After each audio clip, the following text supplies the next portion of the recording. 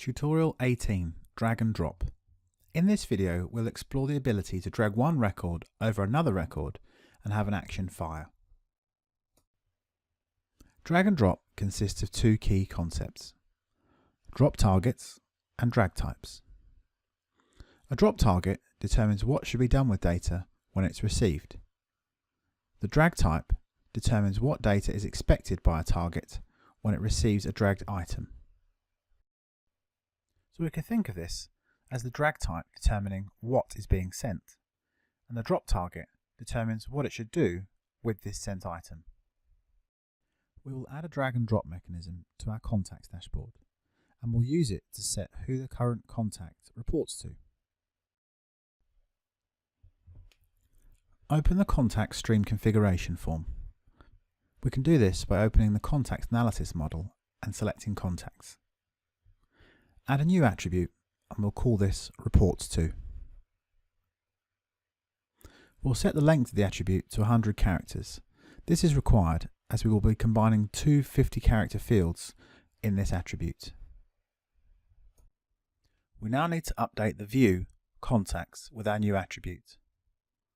Open the configuration form for the view, and now we'll drag across our new attribute. We will now create a drag type to let any drop targets know exactly the kind of data that they can expect to receive. Click on the green plus button to add a new drag type. We will call this contacts. It's also a good idea when creating components to give them a logical description, so we'll know exactly what they're used for.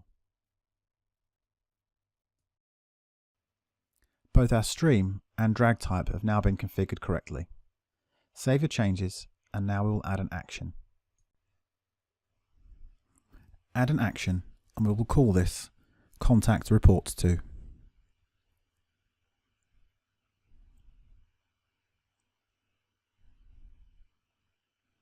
Because we're using drag and drop, it's a good idea to add a confirmation message to make sure that nobody inadvertently drags an item they're not expecting to.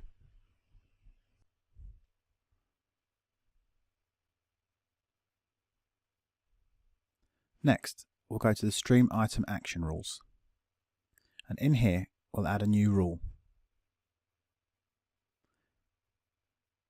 Add an action to the rule, and we'll call this Contact Reports To.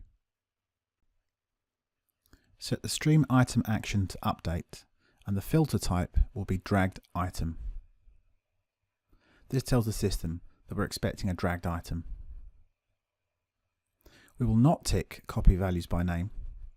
Instead, we will add our reports to attribute to the attributes to update section. Open its configuration form by double clicking, and now we will update its expression to include the person's first name and their family name, separated by a space. The syntax for which can be found in the notes section below.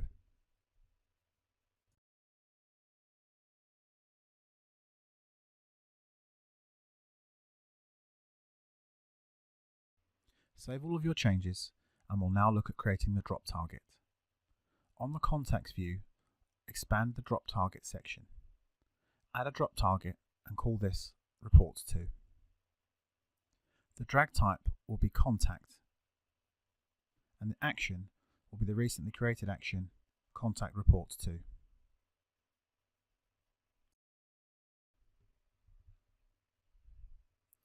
With the drop target created, if we switch to app mode, we can now test our drag and drop feature.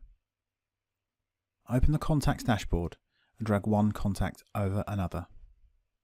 We can see here that the reports to hasn't been populated, but if we refresh, the data is shown. We can resolve this by updating the refresh actions on our contacts view. Open its configuration form, and under the refresh actions, navigate to the contact reports to action. We can move the tab across so that we're able to drag it from one window to another. Switch to app mode, and now we can test our drag and drop function. Now we should see that the view automatically refreshes.